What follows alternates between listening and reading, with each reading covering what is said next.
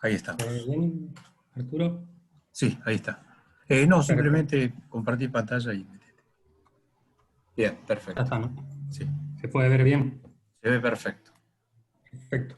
Bueno, ya como dijiste, Arturo, eh, el objetivo de la presentación inicial es mostrar un poco la Antártida, cómo ubicarla en el contexto histórico y geográfico, hablar del Tratado Antártico, que son temas que tal vez de interés general, que uno no conoce como argentino y sería bueno aprovechar la situación para repasarlo. Y después, en un segundo término, hablar de mi experiencia personal como integrante de la dotación de la base Belgrano 2 en el año 2014. Después pasaríamos a a la segunda parte con Daniel, con ya propiamente la investigación que se está haciendo desde esa época. La Antártida, que tiene un origen de la palabra, significa lo opuesto al Polo Norte, son todas aquellas tierras que están por debajo del paralelo 60, en su 99% cubiertos por hielo, y es un continente de tierra cubierta por hielo, rodeada de mar, al distinto contrario que el Polo Norte.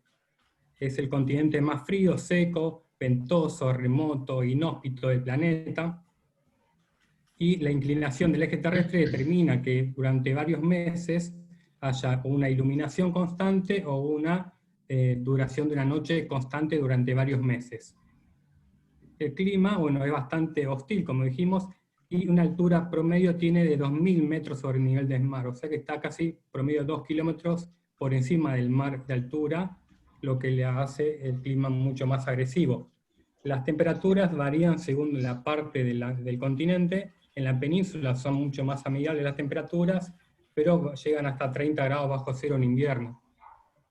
En la meseta polar, en otra parte que vamos a ver ahora, es mucho más crudo el invierno y las temperaturas son mucho más inhóspitas. El registro más bajo de temperatura fue 89 grados bajo cero en la base rusa Vostok, a grados centígrados. ¿Sí? Acá no consideramos la sedación térmica, ya que no hay precipitaciones. Y es un continente muy seco, salvo la península donde hay ciertas precipitaciones en forma de nieve. En el resto de la meseta es equivalente las precipitaciones al desierto del Sahara. Y la circulación de vientos hace que encima del polo las temperaturas sean muy bajas, y cuando llega a la costa se generan ráfagas de 200 kilómetros por hora, muy, muy fuertes. En este gráfico a la izquierda vemos las dos partes de la Antártida. Tenemos una Antártida occidental que está dada por la península antártica, que es una zona muy rica en flora y fauna, muy, muy linda vistosamente, y bastante baja sobre el nivel del mar, casi a la altura del nivel del mar. Tenemos una zona de montes que divide a la Antártida Oriental, que es la otra, corresponde a la meseta antártica, que es la zona mucho más elevada y que se va a dar, hace frente al Océano Índico. La península antártica, o sea, la Antártida Occidental, hace frente al Océano Pacífico y Atlántico. Voy a hacer un repaso histórico breve, y no se podría dejar de nombrar a Shackleton, donde él, en su expedición hacia la Antártida, buscaba hombres, decía, para un viaje arriesgado, con mucho frío, largos meses de oscuridad, peligro constante, sin garantía de regreso, honor y reconocimiento en caso de volver. Y bueno, parecería un anuncio chiquito y donde pocos voluntarios podían existir, y para 50 puestos hubo más de 5.000 voluntarios. Por lo que estamos hablando de la edad heroica, donde mucha gente se quería embarcar en este tipo de expediciones. La primer registro de expediciones importantes empezaron en 1820 con Rusia, Gran Bretaña y Estados Unidos, donde hicieron expediciones para conocer la costa atlántica de la Antártida.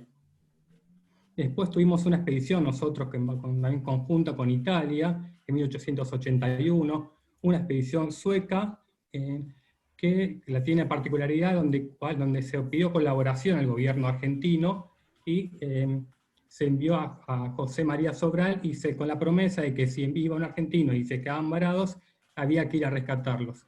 Y así fue que después de estar a la deriva y perdieron su buque, al año siguiente la Argentina envió a su corbeta a Uruguay y pudo rescatar a toda la tripulación. Después, bueno, como datos históricos, en 1911 una expedición noruega llega al Polo Sur, y unos 30 días después llega la expedición británica al Polo Sur, pero ellos no sobreviven y fallecen en el lugar. Bueno, la expedición imperial, la de Shackleton, por ejemplo, tiene la particularidad de que estuvieron 2 años a la deriva y fueron todos vueltos con vida. Si vamos a la historia argentina, bueno, tendríamos que decir que en 1904 Argentina compró una estación meteorológica a los escoceses y puso de esa época la primera base con permanencia continua de la historia del mundo en bases antárticas, y esa pertenece a Argentina. Después, una serie de litigios entre el Reino Unido, Chile y Argentina, que hasta hubo enfrentamientos armados para ver quién ocupaba el territorio, donde había una gran disputa. Y por suerte llega a conformarse un tratado internacional en 1959, donde se terminan las disputas y nos ponemos de acuerdo entre todos los países que en esa época hacían investigación en la Antártida o hacían expediciones. Como podemos ver, Argentina, Chile, Reino Unido, y los países de Europa como Noruega, Francia, Bélgica, y algunos otros países como Estados Unidos, la Unión Soviética, nos pusimos de acuerdo y se firmó un acuerdo en Washington, y que ese acuerdo fue creciendo hasta la actualidad, donde hay muchos países, hasta hay 54 países que forman parte y firmaron un protocolo donde cuidamos al medio ambiente. Se hacen anualmente reuniones en diferentes ciudades donde todos los gobiernos se ponen de acuerdo de qué política utilizar en Antártida con fines pacíficos. Bueno, este sería el mapa de las disputas que tenemos en la Antártida, porque cuando se firmó el tratado había una serie de países, 7 países, entre los cuales estamos nosotros, Argentina y el Reino Unido, que disputábamos territorio y que con ciertos derechos reclamamos como nuestro. El Tratado Antártico establece congelamiento, dice, bueno, no niega que hay reclamos, pero tampoco se los otorga. O sea que es una especie de paz transitoria mientras dure el tratado, armoniza las posiciones de todos, dice, bueno, acepto los reclamos de los que lo reclamaron y acepto los que no quieren reclamar. Pero hasta ahí se cerró. Con los 2 países como Estados Unidos y la Unión Soviética, ellos no hicieron reclamos de territorio, pero dicen que yo podría reivindicar más adelante, podría pedirlo. El resto de los países en que cerraron el tratado, y los que se agregaron después, ya no pueden hacer un reclamo de soberanía futura. Pero actualmente, digamos, es un tratado, ningún país ejerce soberanía real sobre el territorio, sino que todos estos 7 países la pretenden como suya.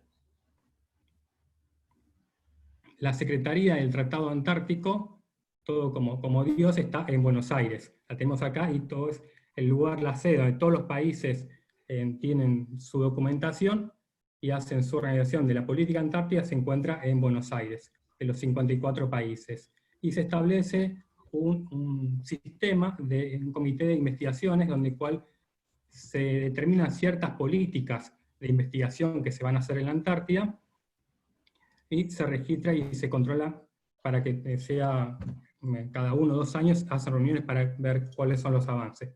Estas son los países que tienen bases permanentes abiertas todo el año, y vemos todas que son casi 50 bases que permanecen anualmente en la Antártida. Argentina es la que tiene la mayor cantidad de bases, este es el mapa, hay bases en la península y bases en la meseta.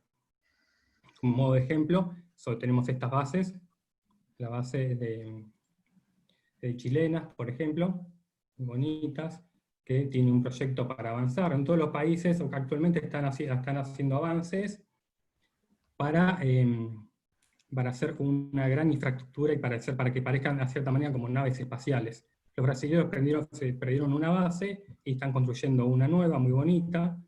Las bases británicas, por ejemplo, base alemana, la base Concordia entre Italia y Francia, bases chinas, las bases de Estados Unidos con su proyecto de expansión, y bueno, y por lo tanto tenemos las bases nuestras. Nosotros reclamamos territorio antártico por, bueno, por continuidad del territorio, por tener desde 1904 permanencia, por tener la herencia de España, por la actividad científica, reclamamos un territorio como nuestro, y tenemos 13 bases, 6 que están abiertas todo el año, y después tenemos otras 7 temporarias que abren solamente en verano.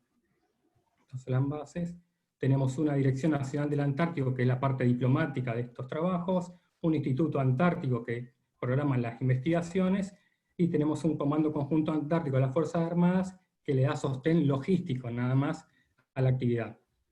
Como ejemplo tenemos la base de Orcadas, la primera base en el mundo, base San Martín, base Esperanza, que es la única actualmente con alumnos, que posiblemente tenga el año que viene posiblemente temporariamente no los tenga por la pandemia, pero es la única base actualmente con alumnos.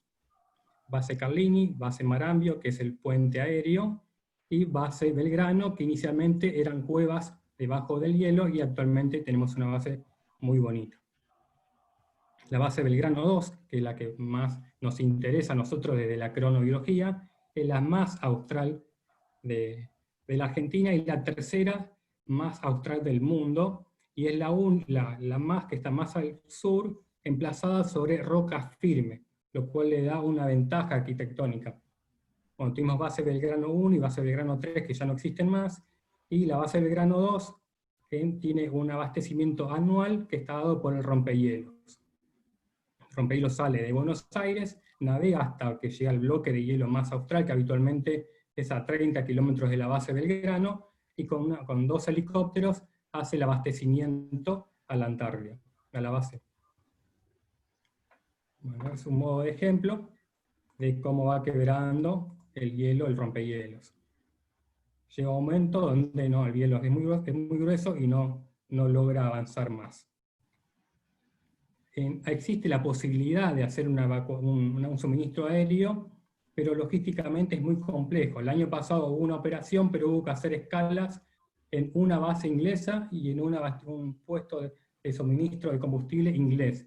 Nosotros, por propios medios, con nuestros aviones, no podemos llegar desde base Marambio a base Belgrano 2, ya que la distancia es muy larga y hay que hacer por lo menos 2 puntos intermedios de abastecimiento de combustible. Bueno, la base Belgrano 2 se fundó en el año 1979, se emplazó sobre un afloramiento de roca de granito sobre una bahía. Está ubicada a 1300 kilómetros del Polo Sur, y esta bahía presenta un mar, que es una barrera de hielo eternamente congelada. En verano uno podría acceder al mar a los 30 kilómetros de la costa de la base, si no es todo absolutamente hielo. Vemos este afloramiento de roca que se llama Nunatak. Bueno, diferentes perspectivas de la base. La superficie de la base está emplazada sobre un terreno aproximadamente de 1,5 hectáreas, está a 250 metros sobre el nivel de mar, está sobre la costa, y las ráfagas del viento son muy fuertes, llegan a ser mayores a 200 kilómetros por hora. Las temperaturas oscilan entre 0 grados 5 en verano, como más elevada, y en menos 54 fue la más baja en invierno, pero ronda entre los 30 grados bajo cero en invierno, sin considerar la sensación térmica. Esto es una vista de una época con una ráfaga de viento, uno sale afuera y ve esta situación. Sí, ya vemos un video para hacer un poco más real cómo se vería y cómo se escucha desde la casa. Vemos esta sensación de viento.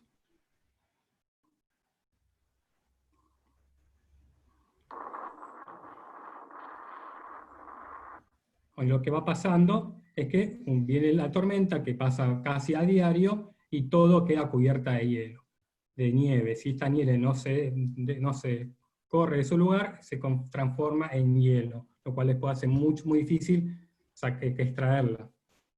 Esto pasa en todas las bases del mundo. Se van cubriendo, ¿no? Todo el elemento que aparezca en la Antártida va a ser cubierto mediante las tormentas por nieve. Si esa nieve perpetúa, se transforma al poco tiempo en hielo y es muy difícil extraerla. ¿No? Puede haber esta muralla de hasta 2 metros de espesor de nieve que se va compactando y se transforma en hielo. Si bien tenemos vehículos que nos ayudan a hacer una vida mejor, a hacer la limpieza de la base, muchas veces no nos queda más que la pala para hacer la limpieza y los caminos y poder abrir los accesos y las puertas a las diferentes dependencias de la base. ¿No? Esto pasaría después de un temporal, pasa esto, uno cuando quiere salir en un temporal cuando de noche, que hay que hacerlo muchas veces, se encuentra esta imagen y uno queda expuesto con este nivel de congelación que hasta las propias cejas se van pegando por el hielo. La luz ultravioleta es muy fuerte en la Antártida. El verano, bueno, tenemos luz continua durante los meses de verano, por lo cual, para tener un ciclo de luz y oscuridad y poder tener un sueño saludable, tenemos que usar persianas en las ventanas de tipo blackout, y si hace falta, cubreojos durante la noche. El invierno, la oscuridad es constante, que es continua, durante 3-4 meses, por lo cual dependemos completamente de la luz artificial, que la iluminación artificial es de alrededor de 200 a 500 lux, que la tenemos con lámparas fluorescentes o lámparas LED actualmente. La calefacción es eléctrica, hay generadores eléctricos que funcionan con un diésel antártico, y hay también calefacción eléctrica con radiadores de agua. La energía, bueno, lo da estos generadores por combustible, y la flora y fauna es prácticamente ausente. Puede haber algunas aves en veranos y algunos musgos sobre las rocas de granito. Si no, no llegaron, obviamente en este sector no hay pingüinos ni ballenas. Bueno, esto es lo que pasaría durante el invierno, ¿no? Todos los accesos a las puertas se van trabando por las tormentas y hay que, con una simple pala y entre todos juntos, poder abrir los caminos. Como va pasando acá, donde hay que hacer los ciertos caminos para poder acceder a las puertas. El trabajo durante la noche es bastante riesgoso, o sea que la iluminación es escasa, y hay que tener mucho cuidado porque son maquinarias que utilizamos bastante riesgosas y pesadas. ¿No? Hay que tener mucho cuidado. Y la iluminación, bueno, es poca. Hay un pequeño video que muestra la noche polar. Voy a tratar de hacer silencio para que se escuche el ruido.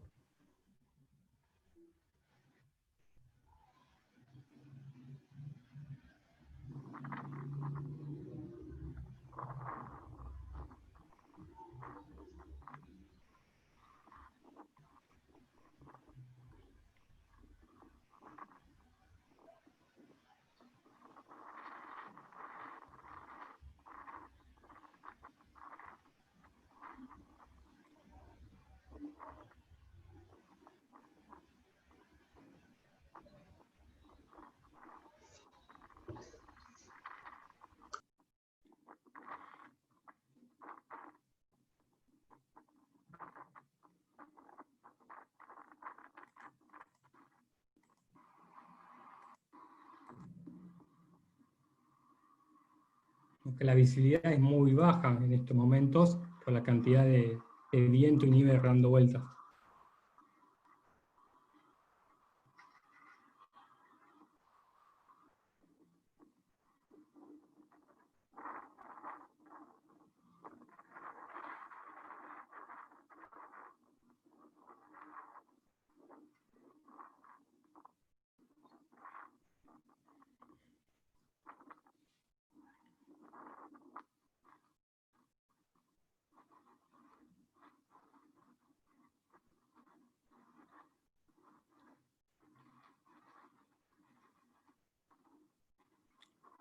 Esto sería cuando uno quisiera caminar a la sala de máquinas, que está por detrás de la base. Esta es la visibilidad que tiene uno.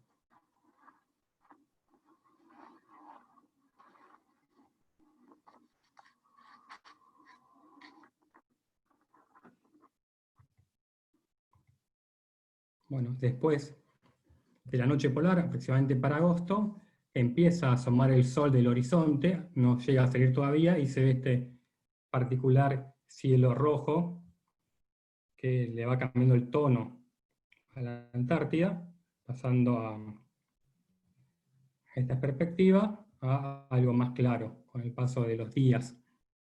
Se pueden hacer fenómenos como este, donde uno tiene una sensación de la presencia de 3 soles, y uno se termina adaptando después del frío, y puede ser que esté con 10 grados bajo cero, con solo una remera, y lo tolera con de muy buena forma y sin tener secuelas, sin tener complicaciones. Llegamos a las fechas de Navidad, Año Nuevo, y obviamente tenemos pleno sol a las 12 de la noche. Esta es la foto del año pasado, donde están festejando el año nuevo, con todo pleno sol a las 24 horas, a las 12 de la noche. Y estas son imágenes de diferentes meses a igual horario, ¿no? Para que ver cómo se cambia la tonalidad del cielo, del día completo hasta la oscuridad completa. Bueno, las comunicaciones están dadas por teléfono satelital, tenemos internet satelital y tenemos radio. El personal de la base es aproximadamente de 20 personas, la mayoría personal logístico de las Fuerzas Armadas y 3 científicos del Instituto Antártico Argentino para las actividades netamente científicas.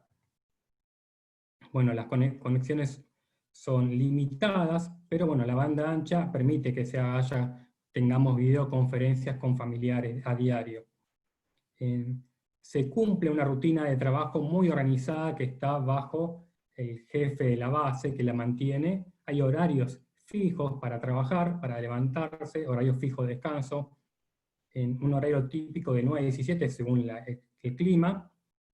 El horario de almuerzo, desayuno, cenas, se hace en conjunto en el comedor, donde todos compartimos la experiencia y uno puede ver a la otra persona y percibir si alguno lo ve raro, deprimido, si tuvo una lesión, algo. Es el momento donde nos reunimos todos y todos conversamos y podemos detectar algún problema en alguno de ellos. Hay cierto tiempo libre que uno puede utilizar para hacer entrenamiento en el gimnasio, hablar con la familia, hacer una dispersión, jugar al pool, ver una película, ¿no? Esa lección. Y hay actividades comunitarias, como por ejemplo el hacer agua, que es un trabajo muy arduo, donde hay que picar hielo para derretirlo y convertirlo en agua. Es un trabajo muy pesado que hacemos a diario. Después si hay un defecto en la base, una rotura, también trabajamos entre todos, en equipo. Se establecen ciertas guardias en caso de necesidad para cuidar los generadores eléctricos y que no haya ningún incendio o rotura de un equipo esencial. Y estas son las instalaciones del comedor donde nos juntamos todos y están dispuestas de cierta forma donde todos nos podemos ver la cara. Una sala de descanso, un gimnasio muy, muy bonito está, donde en invierno vemos cómo la temperatura llega a descender tanto que completamente congeladas las aberturas. Se pueden hacer deportes al aire libre, algunos eligen otros deportes, tenemos fechas patrias, cumpleaños y diferentes festividades, por ejemplo de cumpleaños o alguna ocasión especial.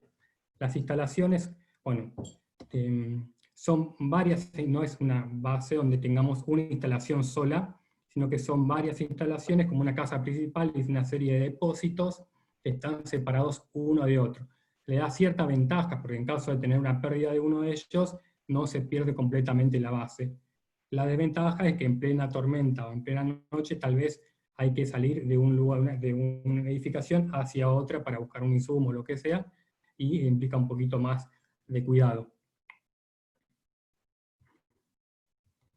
Bueno, esta es la base, la casa principal, muy bonita, con un lindo mirador desde un lado, desde el otro. Cada ventana corresponde a una habitación, que son habitaciones individuales. Esto más o menos una habitación típica, que en este caso vemos que tiene una cortina, esto puede haber cambiado, pero usábamos una cortina tipo blackout y después otra arriba, y aquí no entra ningún tipo de luz. Tenemos también excursiones para la cual tenemos que adiestrarnos físicamente, excursiones a diferentes puntos alrededor de la base, en lo cual abastecemos refugios, este refugio nuestro, un refugio de la antigua Unión Soviética que lo tiene abandonado, y tenemos cierto tipo de recreación al aire libre. El laboratorio de la base Belgrano tiene una cantidad muy grande de tareas científicas en colaboración con muchos países, muchos europeos como Francia, España, Italia, que netamente es casi todo estudio de medio ambiente, sismografía, campo magnético, ionósfera, astronomía, en la capa de ozono, y el estudio de cronobiología, bueno, que en este caso lo hace el médico de la base. Este es el laboratorio, tiene una serie de instrumental, entre ellos la medición de capa de ozono, que lo hacen con estos lanzamientos de radiosondeos. La enfermería, bueno, cuenta con un shock room, una pequeña sala de odontología para algún tipo de urgencia limitada, ¿no? Porque no hay mucha capacidad, en la farmacia, una sala de radiología que aprendemos a utilizar nosotros los médicos, un laboratorio muy rudimentario, y bueno, acá donde hacíamos los estudios de cronobiología antártica. Como particularidad de la base tenemos una cueva de hielo que se encuentra a 200 metros de la base, es una serie de túneles que mantienen una temperatura constante de casi de 15 grados bajo cero, en la cual hay una capilla católica muy bonita, un pequeño museo, y tenemos también un monumento, una cruz. Bueno, y lo lindo de la base, que diferente a la época del año que vemos, cambia mucho la luminosidad de la base, de verano que es muy azul brillante, muy bonito, el color va cambiando la tonalidad según los meses y la luminosidad. Entonces son el túnel, la entrada principal con todos los túneles que presentan, la entrada muy hermosa que vemos en verano, que en la noche polar es un poco uno da un poco más de miedo meterse en este sector, pero bueno, la noche, el invierno polar, hace todo el trabajo mucho más difícil y hay que tener más cuidados. Este es el monumento. Bueno, y también lo más llamativo de la base, aparte de la aurora, aparte de la cueva, son las auroras polares. Este es el cielo, ¿no?, que podemos disfrutar en la base de Belgrano 2, se ve completamente la Vía Láctea porque no hay ningún tipo de contaminación lumínica alrededor de la base. Podemos apagar el resto de las luces de la base y vemos un cielo increíble, y aparecen las auroras, que aparecen y tienen lo lindo es que tienen un movimiento continuo. Al pasar los minutos cambian completamente de forma y disposición. La mayoría tienen colores verdes, pero vemos colores blancos o rojos, van cambiando la disposición. Que tiene que ver con la cantidad de tormentas solares. Cuanto más tormentas solares hay, más auroras y más bonitas aparecen. Son otras imágenes. Esta es otra. Bueno, en cuanto a cronobiología antártica, es el continente más frío, inhóspito, y que hace imposible la supervivencia sin la protección adecuada y las provisiones. Ya hace más de 100 años que vivimos como argentinos en la Antártida, nos da cierta preparación, pero tenemos que enfrentar muchos desafíos.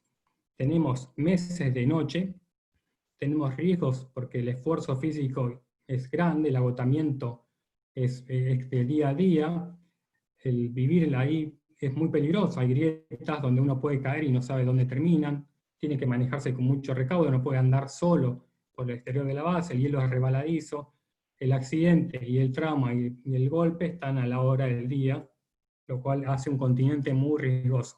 Estamos aislados del resto del continente americano, el acceso es nulo prácticamente todo el año. Llegar a la base de Belgrano, esta base, solamente se puede hacer en verano. Ningún país, ni Estados Unidos, ningún país podría acceder a la base en otra época del año, ya que no tiene ninguna pista de anevizaje adecuada para la noche polar. Por lo cual sabemos todo cuando vamos que nuestro rescate podría ser siempre en el verano. O por lo menos actualmente solo se puede hacer en verano, no se ha hecho en otra época del año. El confinamiento, bueno, porque por más que la base sea muy linda para la Argentina, los espacios siguen siendo reducidos, hay cierto hacinamiento en algunos lugares, aunque uno tenga habitación individual, la privacidad no es continua y puede haber roces entre la convivencia del día a día. Las comunicaciones, si bien son buenas para lo que es la actualidad, ya no dependemos de la radio, tenemos internet y telefonía satelital, pero estamos privados del contexto emocional y cualquier problemita con la familia hace que se magnifiquen con la distancia. La mayoría logra adaptarse, hay un curso de preparación que dura 1 año, en lo cual nos preparamos física y psicológicamente, pero sin embargo hay que afrontar muchas situaciones que dan un elevado nivel de estrés.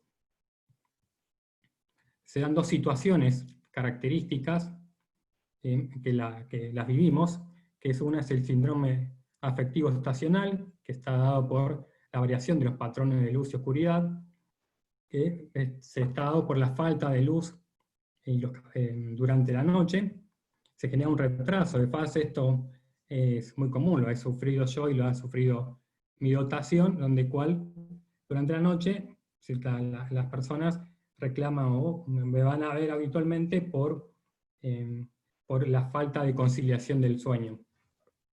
Muchas veces, o creo que la mayoría, se puede solucionar con medidas de higiene, de sueño, ¿no? No le trata de que tenga menor estímulo lumínico durante la noche, que ajustar los horarios de sueño, y eso lo pudimos solucionar. Fue muy poco el uso de hipnóticos, casi nada, ¿no? Con medidas de higiene y respetando con el jefe base con mucha fuerza los horarios, esto se pudo sobrepasar, pero la queja existió totalmente, ¿no? Además, por lo menos la mitad de las personas tenían algún tipo de queja en diferentes grados.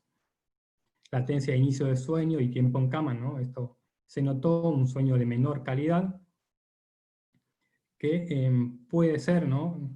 Esto atenuado con los sincronizadores sociales. Por eso hacemos tanta fuerza a mantener los horarios. Y bueno, ahí puede haber alteraciones circadianas, que las hemos visto, pero no encontramos fallas en las pruebas cognitivas que realizamos y no sufrimos accidentes durante la estadía en la Antártida. Y no son habituales los accidentes, son infrecuentes por suerte. En sí se observan diferentes grados de irritabilidad, hostilidad, bueno, que son propios de una invernada. El winter over tiene más que ver con el perfil psicológico de afrontar un ambiente desafiante o peligroso, pero tiene que más que ver con la convivencia social, que se observa sobre todo en la segunda mitad de la campaña, o en el tercer trimestre, donde se satura el nivel de convivencia y aparecen diferentes trastornos del sueño, cognitivos o del comportamiento, ¿no? Ahí aparecen roces, la persona se mantiene aislada, no presta atención, no parece congeniar con el resto, se mantiene distante, o microagresiones por cosas, hasta por la música o los gustos musicales generan ciertos roces. Todo esto, bueno, es típico de una campaña antártica con más o menor intensidad. Después, finalmente, tenemos efectos positivos que son reportados para quienes superan los desafíos de vivir un ambiente inhóspito, que por suerte es para la mayoría de los argentinos que vamos. Contemplar la belleza y el lugar hace reflexionar sobre la importancia, la imponencia de vivir en ese ambiente y lo fuerte que uno se siente por sobrevivir y sobrepasar esto. Se genera fortaleza, mayor estabilidad emocional, tolerancia hacia lo demás, hay un sentido de humanidad porque cuando surgen complicaciones en la base, ahí somos todos, no hay individualidades, estamos todos juntos para superar los problemas, nos hacemos más autosuficientes y prácticos, ¿no? Tal vez nos hacemos tantos problemas por cosas más banales, tenemos capacidad más fuerte, ¿no? Dicen los estudios psicológicos, de alcanzar nuevos objetivos más elevados y superar los problemas, y un viaje al continente antártico habitualmente es considerado una fuente de orgullo y elevada autoestima para las personas que van. Y se suele calificar como una de las mejores experiencias en la vida. Bueno, las regiones polares son lugares ideales para hacer estudios de ritmos circadianos. Por un lado porque hay cambios estacionales muy notorios que pueden estudiarse, como días o noches completas, porque tenemos una población aislada, confinada, que puede ser fácilmente controlable. Los sujetos suelen ser bastante uniformes en sus características físicas y médicas, y habitualmente son sujetos sanos, sin enfermedades crónicas. No tiene Antártida habitantes originarios, el personal que inverna durante un año, nadie inverna más de que durante un año, es un laboratorio muy importante para el comportamiento, la cronobiología y las ciencias sociales, y es un continente conservado para la paz y la ciencia, también se puede utilizar para el turismo, pero no hay en todos los países, aunque pueda haber roces entre algún otro país en la política exterior, en el continente antártico esto se deja a un lado, y hay una convivencia continua y colaboración con todas las bases y todos los países del mundo, cada uno puede visitar una base de otro país y va a ser recibido como propio, ¿no? Esto es lo lindo que generó el Tratado Antártico. Bueno, y para la segunda parte quedaría en que nos hable Daniel Vigo sobre el proyecto de cronobiología antártica.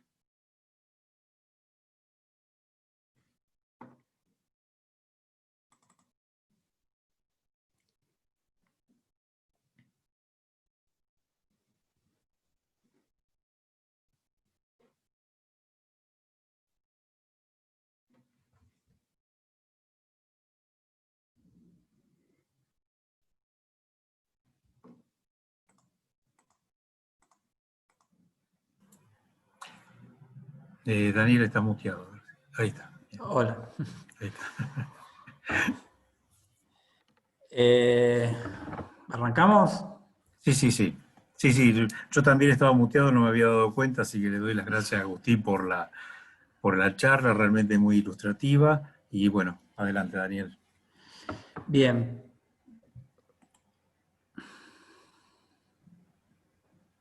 La tengo que encontrar primero.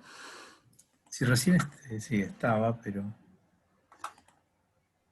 ¿Dónde está? A ver, debería ser esta.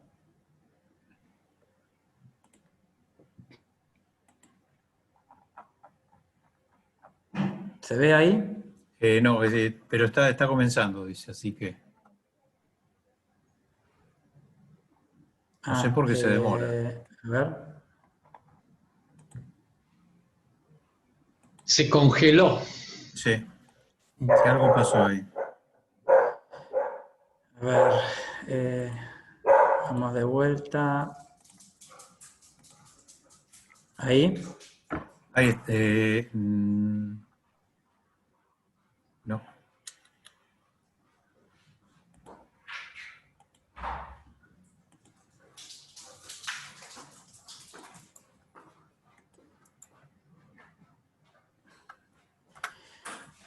Me parece como que la estoy compartiendo y no tengo Sí, mucho más recursos.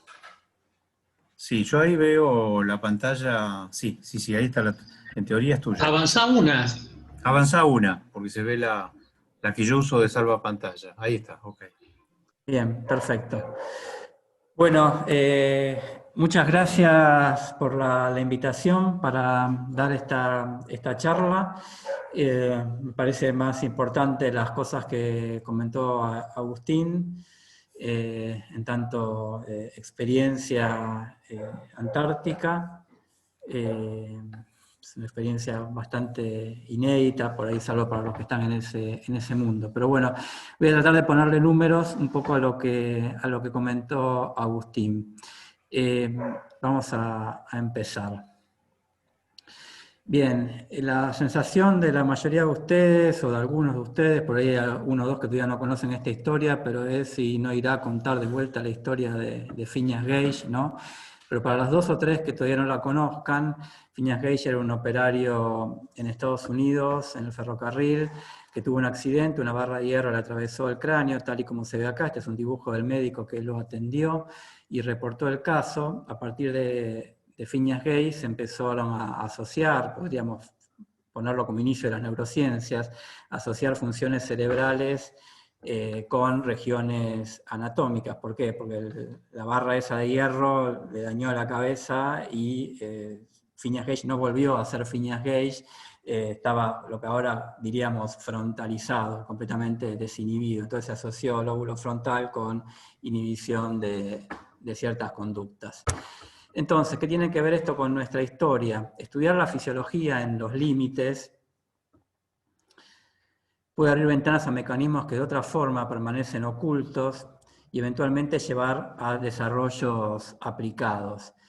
Entonces la pregunta es, ¿qué puede ser utilizado éticamente, ¿no? Como una barra de hierro cronobiológica en la cabeza? O sea, ¿qué podemos usar para replicar desde la cronobiología lo que le pasó a Phineas Gage? No vamos a encerrar a nadie dentro de una caja por 2 años, o por ahí sí lo podemos encerrar. ¿Cómo es la cuestión? ¿Qué es lo que podemos usar éticamente? Y esto nos lleva a tratar de contestar esta pregunta, a lo que se conoce como los análogos espaciales. La charla es el uso de la base de Belgrano 2 como análogo espacial. Entonces tenemos un interés que tiene que ver con la barra de hierro cronobiológica en la cabeza y otro interés que tiene que ver con lo que se conoce como análogos espaciales. Pero un análogo espacial, en definitiva, es una barra de hierro cronobiológica en la cabeza. Entonces, si nosotros queremos estudiar lo que pasa en el espacio, y bueno, lo mejor sería que nos compren unos boletos y que nuestras parejas nos dejen ir a la Estación Espacial Internacional. El problema con los estudios en la Estación Espacial Internacional es que, si bien la analogía es máxima, porque de hecho es el espacio, el grado de control es mínimo. Si queremos estudiar algo cronobiológico, ahí, y bueno, también tenemos la casi total ausencia de gravedad, lo que se conoce como microgravedad, y la exposición a radiaciones. Tenemos muchos confundidores. En la otra punta tenemos un estudio dentro de un laboratorio donde podemos encerrar a muchas personas sin que vean la luz del sol, es una barra de hierro cronobiológica en la cabeza, pero hay que ver quiénes se someterían a eso. El grado de control es máximo, pero la verdad es que un laboratorio se parece poco y nada al espacio. Entonces, en el medio entre estas dos situaciones, podemos poner en algo que no sea un laboratorio, pero que se parezca más a una nave espacial, y podríamos encerrar, ¿por qué no?, a 6 personas allá adentro, y esto se hizo, fue el experimento Mars 500, o, como ustedes ya lo habrán percibido por la presentación de Agustín, hacer un estudio en la Antártida. Entonces, un estudio en la Antártica es, por un lado, un modelo de desincronización biológica, por todo lo que les comentó Agustín, y por otro lado, también por lo que les comentó Agustín, se considera como un análogo espacial. Es lo más parecido que tenemos en la Tierra para simular las condiciones de confinamiento y aislamiento extremo que se vivirían en un viaje, por ejemplo, hacia el planeta Marte. ¿Qué pasa con el sueño en el espacio? Bueno, sería tal vez el ambiente extremo por excelencia, ¿no? Y la verdad es que uno piensa que por ahí en el espacio se duerme bárbaro, flotando, como uno podría imaginar por verlo en las películas, pero la realidad es que no. El porcentaje de noches con menos de 6 horas por sueño es durante un vuelo espacial en la Estación Espacial Internacional, en este caso en particular en el transbordador espacial, que ya no está más, mayor al 50%. Más de la mitad de las noches están durmiendo menos de 6 horas. ¿Y qué pasaría en Marte? ¿Es muy delirante pensar en Marte? Bueno, por ahí no tanto, porque los controladores de las ondas espaciales viven con el horario marciano, que paradójicamente es bastante más parecido al horario de los núcleos supraquiasmáticos que el propio horario terrestre, porque el día de Marte está en alrededor de 24 horas y media. La cuestión es que ellos viven con el horario marciano, pero trabajando acá en la Tierra. Entonces empiezan a aparecer los efectos de la desincronización. La mayor parte de los participantes en este estudio exhibieron un ritmo circadiano consistente con la adaptación a un día marciano, con una media de duración de sueño de 6 horas, cuando estaban sincronizados, y a 5 horas en la etapa desincronizada. Aumentos de fatiga, aumentos de somnolencia y disminución de la alerta y rendimiento. Entonces, sincronizados al día marciano, pero desincronizados con el ambiente terrestre. Estos serían los dos ambientes extremos, ¿no? Uno real en el espacio y otro viviendo acá en la Tierra, pero con una cronobiología propia del planeta Marte. Y esto es real, porque estaban controlando las ondas. Pero bueno, vayamos a esta barra de hierro cronobiológica en la cabeza y a nuestros estudios. Tuvimos la fortuna de poder colaborar en un estudio de la Agencia Espacial Europea, el proyecto Mars 500, en el cual, como les adelantaba, se encerraron a 6 personas en esta estructura que vemos acá en la foto durante 520 días, que es lo que duraría un viaje ida y vuelta a Marte.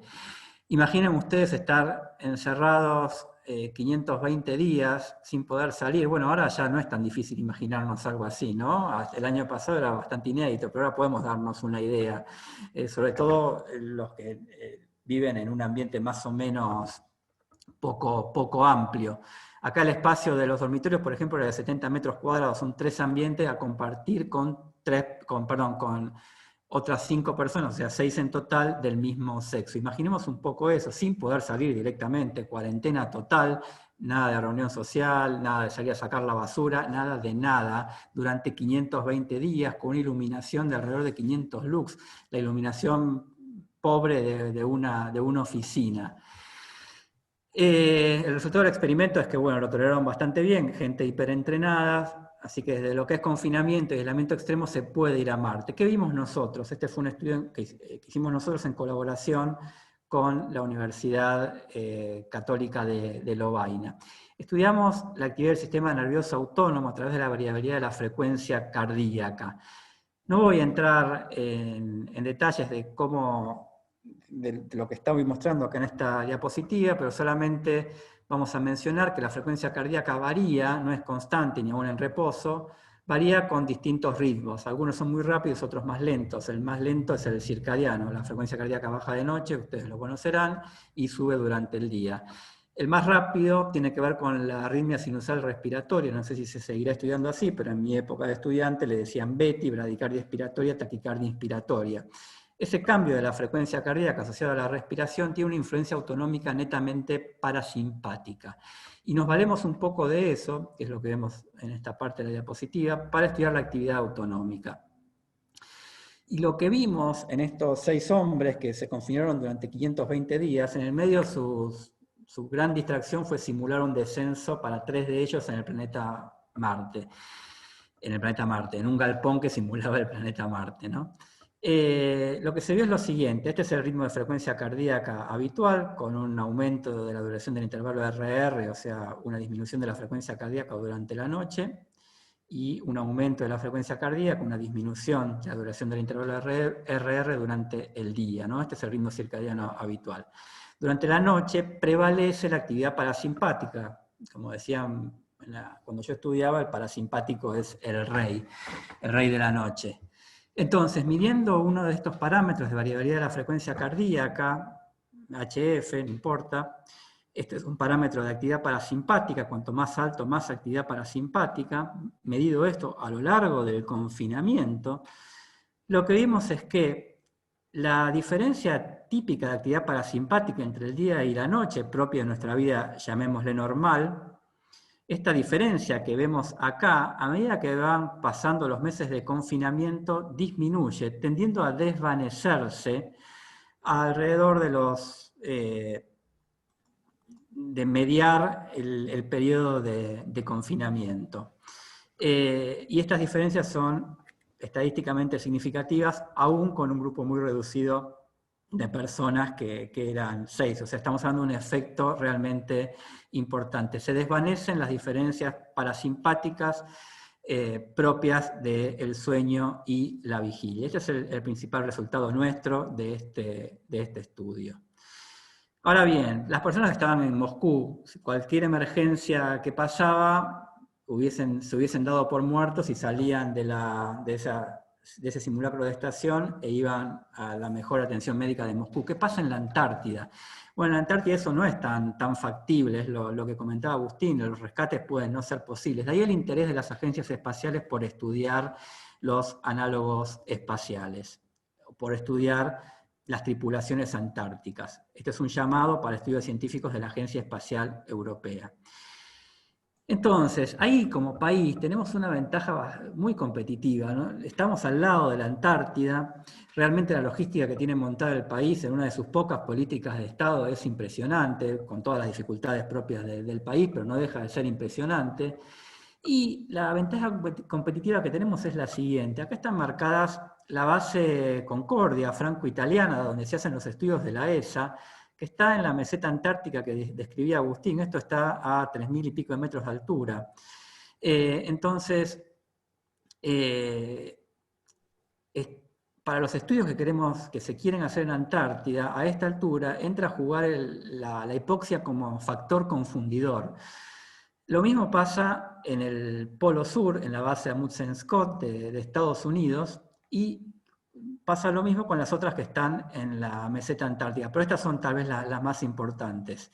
Otra base importante de Estados Unidos es la base McMurdo, que está a nivel del mar, no tiene el problema de la hipoxia, pero si bien está relativamente cerca del Polo Sur, si ustedes ven una foto de la base McMurdo, parece una ciudad más grande que Ushuaia, ¿sí? Con lo cual, el concepto de aislamiento es bastante relativo. Entonces, he aquí que nosotros tenemos una base, que es Belgrano 2, que está equidistante del polo, de la base europea, pero a nivel del mar. Con lo cual, es una ventaja competitiva importante para ofrecerla a la comunidad científica internacional para la realización de este tipo de estudios, como control de los estudios que se realizan en otras bases. Y un poco con esa idea, en el 2014 iniciamos este proyecto Cronobiología de aislamiento antártico y el uso de la base de Belgrano 2 como modelo de desincronización biológica y análogo espacial. Un proyecto colaborativo con el Comando Conjunto Antártico, Ministerio de Defensa que nos financió en algún momento durante 5 años, ahora el Hospital Militar Central, la Universidad Nacional de Quilmes, el Laboratorio de Cronobiología del doctor Diego Golombek, la Dirección Nacional del Antártico a través del Instituto Antártico, el apoyo a partir de este año de la Fundación Argentina del Sueño, a través de Daniel Pérez Chada, que está acá con nosotros, su director, el financiamiento de la Agencia Nacional de Promoción Científica y Tecnológica, y colaboradores internacionales de la Universidad de Montreal, la Universidad de Borgoña en Francia, el Instituto Walter Reed de Estados Unidos, desde este año la Agencia Espacial Europea y la Universidad Católica de Lovaina. Este es el gráfico de lo que comentaba Agustín. Acá estamos en Buenos Aires, durante todo el año tenemos noche, entre la medianoche y las 4 a 6 de la mañana, y entre las 8, 9 de la noche o 6, 7 de la noche en invierno. Esto es Buenos Aires, con el día en el resto de la franja horaria. Y esto es la Antártida, con la noche polar durante los meses de mediados del año, el día polar de 24 horas, y 4 meses con un ritmo de día y luz que sería parecido a lo que estamos viviendo en Buenos Aires, pero solo 4 meses. Los otros 4 meses los tenemos de día completo y otros 4 meses de oscuridad completa. Se me pasó a traducir el background, antecedentes. Algunos ya los comentó Agustín. ¿Qué es lo que se sabe? Bueno, retraso de fase circadiana durante el invierno, también patrones de desincronización completa, disminución de la eficiencia del sueño, latencia, duración y calidad del sueño, retraso de fase en el ritmo de 24 horas de temperatura corporal y secreción de onset de la secreción de melatonina, alteraciones en el rendimiento cognitivo, afectividad variable, lo que comentaba Agustín, puede ser esto negativo o positivo, aumento de las tensiones interpersonales. Y la luminoterapia como herramienta para lograr avanzar la fase circadiana que se retrasa en invierno y también asociada a mejorías en el rendimiento cognitivo y alerta. Que yo sepa, no hay estudios con melatonina en el continente. Por lo menos la última revisión que hice no los encontré. Acá están 4 revisiones importantes de este tema. Pero esto es lo que se sabe. ¿Cuáles fueron nuestros objetivos? Bueno, aprovechar esta logística para estudiar variables que no están descritas y estudiarlas en forma integrada. El ciclo sueño-vigilia, algunas están y otras no estaban estudiadas. El ritmo circadiano de la temperatura corporal, pocos estudios con esto. El ritmo circadiano de la actividad autonómica cardíaca, ninguno hasta donde yo sé que haya involucrado 12 meses del año. Secreción de melatonina y cortisol, esto no lo pudimos hacer. Tomamos las muestras, pero no las pudimos traer. Atención, o sea, reacción psicomotora. Estimación temporal, como parámetro de reacción, como parámetro de función ejecutiva. Afectividad y relaciones interpersonales. Voy a comentar un par de resultados, más que nada de lo que vimos. Algunos están todavía en proceso, y patrones de cronotipos. El diseño que utilizamos es un grupo en Buenos Aires, que hoy por hoy, un grupo en Antártida, que hoy por hoy es el único grupo de estudio. El año que viene seguramente tengamos un grupo control en Buenos Aires con un control pre y un control post. Actualmente el control pre y el control post no los tomamos en Buenos Aires, sino que tomamos los meses de actividad previas y posteriores a la noche polar. Pero el diseño planeado completo es este. Este es un proyecto bastante complejo institucionalmente que empezó de a poco. Tal vez logremos este diseño el año que viene. A lo largo de 5 meses se mide respuesta cognitiva, actividad autonómica, distintos cuestionarios y ciclo sueño-vigilia. Cuando fue Agustín fue durante 5 momentos puntuales en estos 5 meses y el año que viene y este año es a lo largo de todo el año. Después voy a mostrar una diapositiva. Entonces, mediciones, cuestionarios, Holter de 24 horas, actigrafía y pruebas de reacción psicomotora. Esas son las mediciones que estamos tomando. Algunos resultados. Este es el primer artículo importante que publicamos, reportando el valor de la siesta en este contexto, que no había estudios que dijesen, bueno, y durante el día, ¿qué pasa con el sueño? Lo publicamos en Scientific Reports del grupo Nature, nos puso bastante contentos haberlo logrado. Y lo que vimos es el siguiente patrón. Disminuye la duración del sueño alrededor de 1 hora, esto asociado, no se ve en el gráfico, pero al retraso en el irse a acostar de más o menos el mismo tiempo. Se van a acostar 1 hora más tarde y como se levantan a la misma hora, duermen 1 hora menos. Un retraso de fase en el inicio del sueño. Y durante el día una tendencia no significativa en aumentar el tiempo de sueño diurno. Pero esa tendencia no significativa se hace significativa si analizamos solamente a los que tenían por costumbre dormir la siesta, alrededor de la mitad de la dotación. Los que tenían por costumbre dormir la siesta sí aumentaron significativamente alrededor de 1 hora ese periodo de sueño diurno.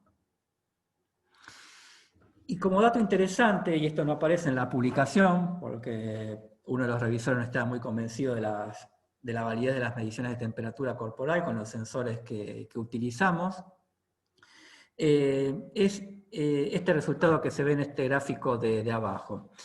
Se ve la duración de la siesta, que es lo que mencioné antes, superpuesta en líneas punteadas al ritmo circadiano de temperatura corporal, a la fortaleza del ritmo circadiano de temperatura corporal. La fortaleza de este ritmo llega a un pico en mayo, pero después tiende a descender a medida que tiende a aumentar la duración del periodo de siesta, el periodo diurno de siesta, diurno entre comillas, porque en la noche polar no hay día ni noche, ¿no? Entonces, aumenta la siesta diurna y disminuye la fortaleza del ritmo circadiano de temperatura corporal. Es decir, que estamos viendo al mismo tiempo un marcador de desincronización circadiana, como la fortaleza del ritmo de temperatura de 24 horas, el ritmo circadiano de temperatura corporal, y el aumento de sueño diurno. Esto es un marcador de la desincronización, y hasta donde sabemos no estaba expuesto en estos términos, a la que están sometidos las dotaciones en esa latitud. Este año y el año que viene estamos pudiendo medir actigrafía 24 horas, 7 días a la semana, 365 días al año. Todavía no analizamos los datos, este es simplemente el registro actigráfico, pero estamos muy contentos de poder tener estos datos. Pensamos que no hay estudios reportados de 24 horas de actigrafía a los 365 días del año, con lo cual vamos a poder ver sutilezas que antes no estábamos viendo y hacer algún tipo de modelado matemático sobre estos datos, que es un poco lo que vemos acá. Trabajar sobre el modelado biomatemático de la fatiga, que en definitiva es la aplicación que uno busca. Este es un modelado de fatiga sobre un conductor de larga distancia, en la cual vemos esquematizaciones de datos reales de actigrafía de un conductor. Los periodos celestes es cuando duerme, acá un periodo franco arriba y otro periodo franco abajo, y los periodos grises son de actividad manejando un micro, con las siestas también en celeste arriba del micro o las siestas en los hoteles. Este es el periodo de actividad y descanso de un conductor, y las líneas que vemos que van subiendo y bajando son las líneas de fatiga de acuerdo a lo que marcan los modelos biomatemáticos de fatiga, con un punto de corte arbitrario por el cual decimos, bueno, el nivel de fatiga es alto o el nivel de alerta es bajo. Entonces, lo que queremos hacer es alimentar estos modelos para ver sus resultados con los datos de actigrafía de 24 horas durante todo el año que vamos a obtener en la Antártida. Es un poco en lo que estamos ahora. También, y por último, no quiero dejar de mencionar la colaboración con la Agencia Espacial Europea. Los datos anteriores los estamos colaborando con la Universidad de Montreal, con Guido Simonelli, de un argentino que está en esa universidad, y con el Instituto Walter Reed de Estados Unidos. La colaboración con la ESA empezó este año con estudios de telemedicina para validar la utilización en un ambiente operativo real extremo, la base Belgrano 2, de un equipo de telemedicina. Acá me ven tapado, pero este soy yo, haciendo de paciente, Juan Manuel Cuyuli y Juan Manuel López, capitán y teniente del Ejército, que son partícipes de este proyecto. La idea un poco es combinar, ver si podemos establecer algún parámetro de rendimiento en el usando este equipo para vincularlo con los datos de cronobiología. Se imaginarán que para nosotros, para todos los participantes de este proyecto, es un orgullo que la ESA haya puesto sus ojos en nosotros para llevar adelante este proyecto. Nuestro contacto es el doctor Víctor de María Pese, que es un cronobiólogo que trabajó en Francia mucho tiempo y ahora es Senior Advisor en el Centro Europeo de Astronautas, con el equipo que trabaja con él en Colonia, Alemania. Y bueno, esto sería un poco un pantallazo de lo que estamos haciendo allá.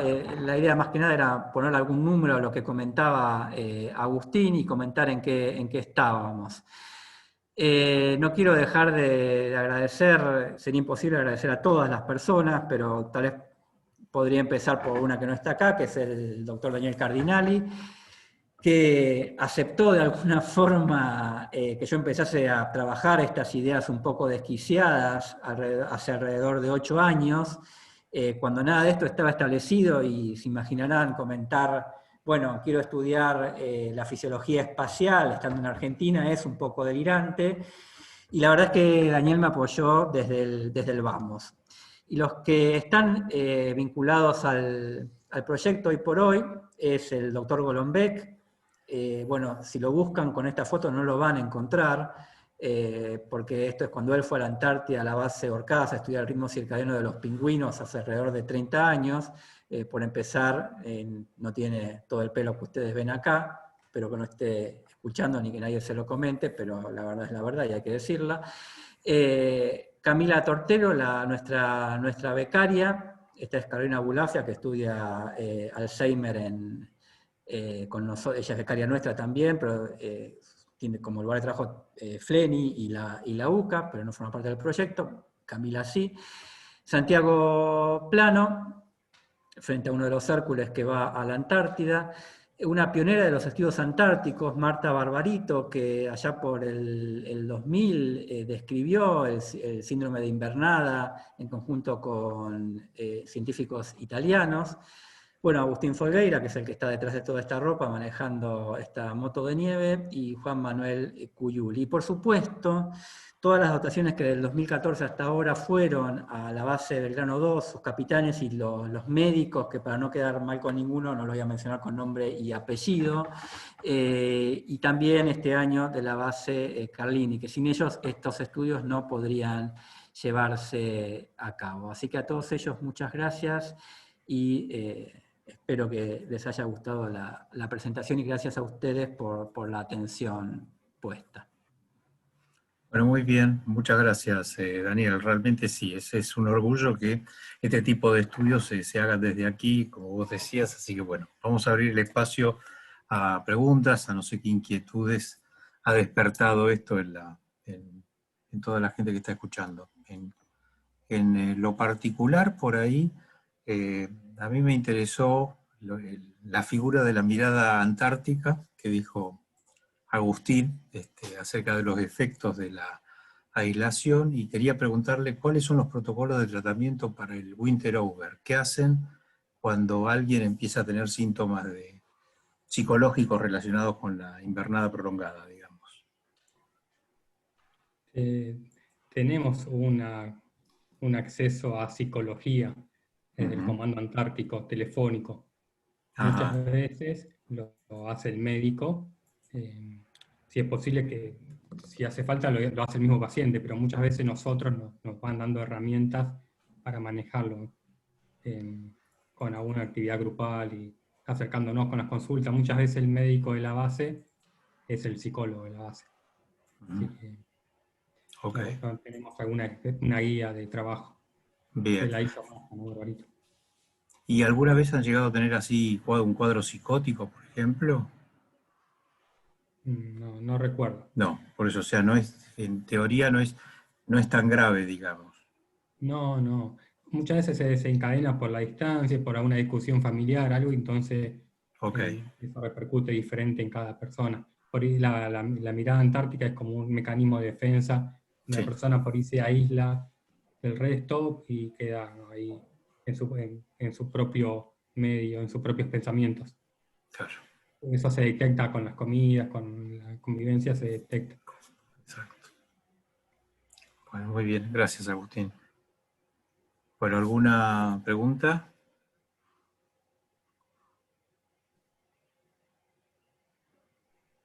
Bueno, han quedado todos boquiabiertos. Veo que no han... Ya están muteados, fíjate si no están... Sí, pero ellos cada uno se puede Ah, desmutear, el que quiere ok, preguntar. ok. Excelente. Yo lo había escuchado, así que ya hice las preguntas la otra vez. Ya hicieron las preguntas del caso. Bueno, muy bien. Bueno, entonces, bueno, muchas gracias. No se me ocurre, no sé si Daniel, alguno de los Danieles quiere... No, yo pregunta no, solamente felicitarlo a Daniel Un Vigo y al comentario. grupo, porque realmente la originalidad de la investigación, la calidad de la información y el haber unido a tantos grupos atrás de una idea como esta, me parece que es meritorio del mayor reconocimiento. Realmente, la verdad me emociona que se puedan hacer estas Claro. cosas en Argentina con este nivel de calidad y en un trabajo en equipo entre el sector público y privado, entre la academia y las Fuerzas Armadas. Realmente es esperanzador en estos días tan difíciles que nos tocan. Un comentario al respecto de eso, ¿no? Que yo no lo mencioné, pero si bien obviamente la Antártida no es Buenos Aires y no podríamos comparar seriamente la situación de confinamiento de allá con lo que estamos viviendo acá, no deja de tener algún tipo de relación, por lo menos en tanto herramienta para hacernos reflexionar, ¿no? Todos, entiendo que los oyentes son todos especialistas o están en el tema y no hace falta comentarlos y entenderán que la relación no es directa, pero bueno, los estudios descriptos de COVID en estos tiempos difíciles, como decía Daniel, están hablando de aproximadamente cambios similares en algún punto a los que se viven allá, ¿no? Retrasos de fase, hablar de la importancia de los sincronizadores.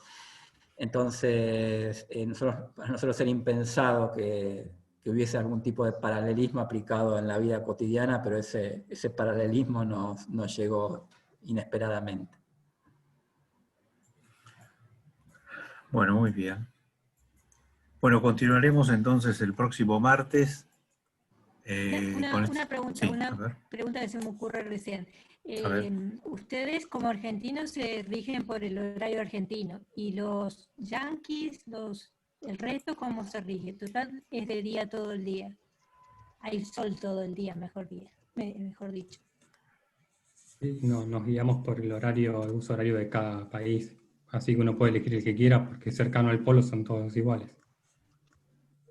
Ok, cada uno por su país. Muy bien. Gracias. Bueno, muy bien. Bueno, muchas gracias a todos y en particular a Agustín y Daniel, que realmente hay que felicitarlos por este esfuerzo, como ya dijo Daniel, así que bueno, y continuaremos entonces el próximo martes. Bueno, muchas gracias a todos por la presencia. Gracias Chau. a ustedes por la Gracias, invitación. felicitaciones. Gracias, Daniel, tus palabras. Chau, chau. Chao, chao.